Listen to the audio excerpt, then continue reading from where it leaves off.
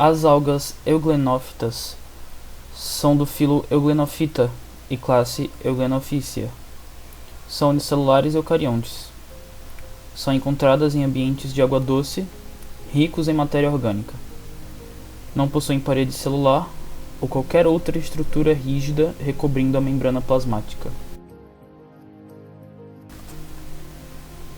Sua membrana plasmática é sustentada por um conjunto de estrias de proteínas, arranjadas helicoidalmente situadas no citoplasma bem abaixo da membrana plasmática. Possuem cloroplastos tipo A e B e vários carotenoides, por isso se assemelham a algas verdes. Mas ao contrário das algas verdes, os plastos das euglenophícias não apresentam reserva de amido. Os plastos delas se apresentam semelhantes aos das algas verdes, por possuírem uma região rica em proteínas chamada pirenoide, que é o sítio da rubisco e outras enzimas envolvidas no processo de fotossíntese. Apresentam reprodução assexuada, por mitose e citocinese.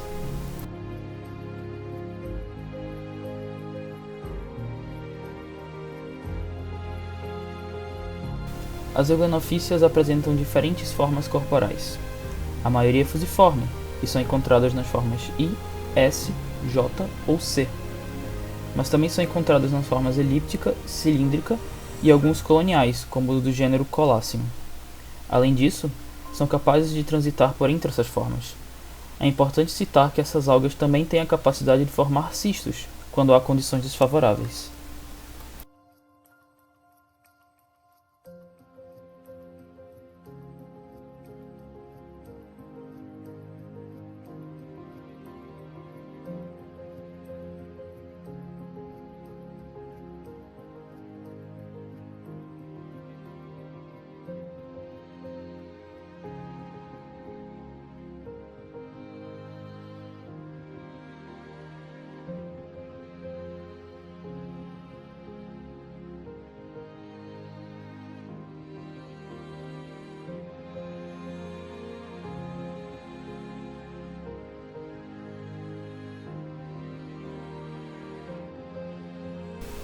As euglenophícias são envolvidas por uma membrana plasmática com estruturas de proteínas arranjadas logo abaixo da membrana, que dão sustentação a essa membrana chamada de película.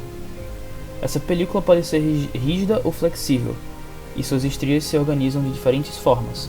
Assim, conferem elasticidade, facilitando o movimento, metabolia, principalmente em ambientes lodosos, e mudar sua forma quando enriquecidos com matéria orgânica.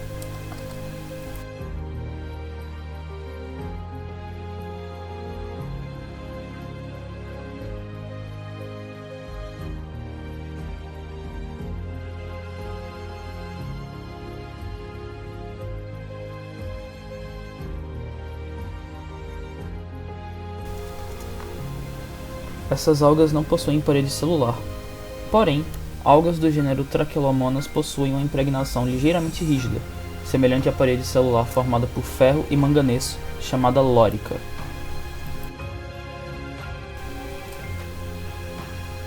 Em relação à organização celular, eles apresentam mitocôndrias, retículo endoplasmático, aparelho de Golgi, com presença ou não de cloroplastos, que em seu interior está presente pirenoides, alongados, ou em forma de disco, que participam no processo de síntese de paramilos, grânulos de reserva energética. Os cloroplastos apresentam 3 membranas, servindo de apoio à teoria da endossimbiose da alga verde, que origina esse táxon. Possuem vacúolo contrátil, responsável por remover a água em excesso, impedindo o rompimento dessa alga, osmorregulação. Há a presença de um reservatório que abriga, fixado na base dos reservatórios, 2 flagelos distintos, um mais curto que o outro com pelos fibrilares. Geralmente, o flagelo menor é não emergente, sendo não visível na microscopia óptica.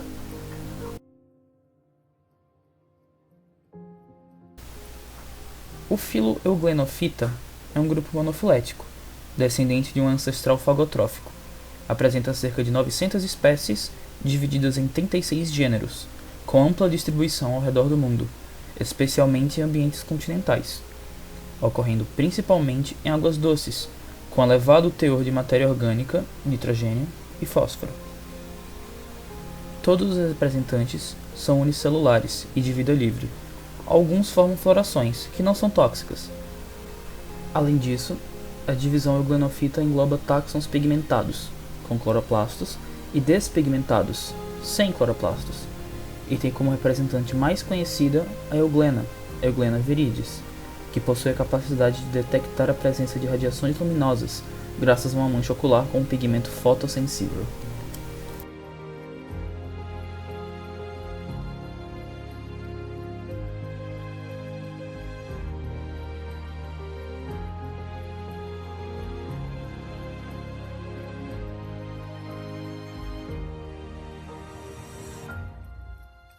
Estudos moleculares sugerem que os primeiros organismos fagocitavam partículas sólidas e, portanto, eram heterótrofos.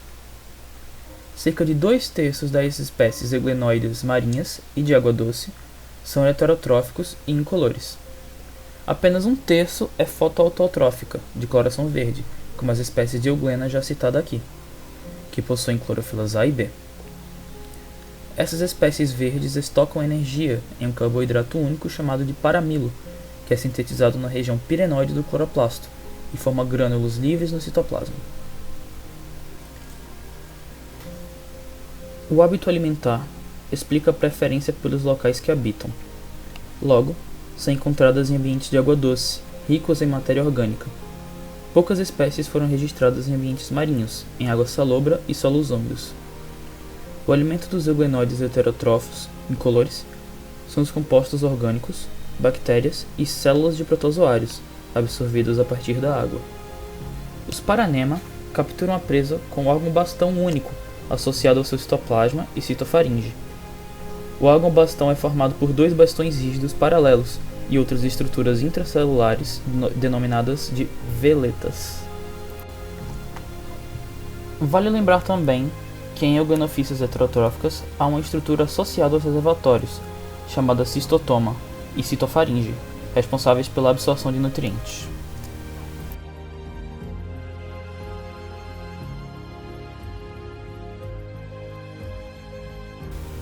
A reprodução é assexuada e ocorre por divisão binária, ou citocinese longitudinal, que é quando algas unicelulares dividem-se por mitose, originando novas algas, como um clone.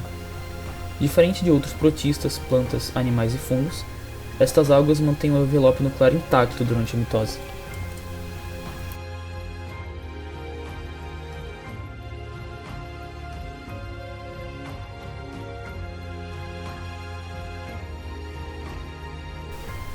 Espécies de euglenas já foram descritas em solo, água doce, salobra e salgada, assim como em ambientes limpos e poluídos.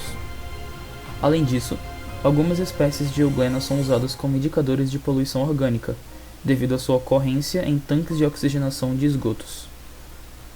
Durante os processos de purificação de água, é comum encontrar espécies de euglena, mesmo em águas que receberam efluentes ácidos. As algas, no geral, têm um forte impacto na economia chinesa e japonesa, através de sua culinária, mas elas servem de matéria orgânica para diversos produtos, como coloides, emulsificantes, espessantes, medicamentos antivirais, antibacterianos, antitumorais, anticoagulantes e anti-inflamatórios, produções de tintas, têxteis e perfumes. Importância médica. Essas algas fotossintetizantes são conhecidas também por serem bioindicadores de ambientes poluídos, pois são espécies ou comunidades biológicas cuja presença, abundância e condições são indicativos biológicos de uma determinada condição ambiental. Além de acumularem substâncias minerais, executam a biomagnificação, que é o aumento da concentração de uma substância ou elemento nos organismos vivos, à medida que percorre a cadeia alimentar e passa a se acumular no nível trófico mais elevado. Desta forma, o acúmulo desses metais pesados são utilizados como antibióticos, vermífugos, anestésicos no controle da hipertensão, na diarreia, tosse e asma como constituintes de xaropes, artrite, doenças venéreas, problemas de estômago, intestino, na ativação do sistema imunológico e também na redução do colesterol.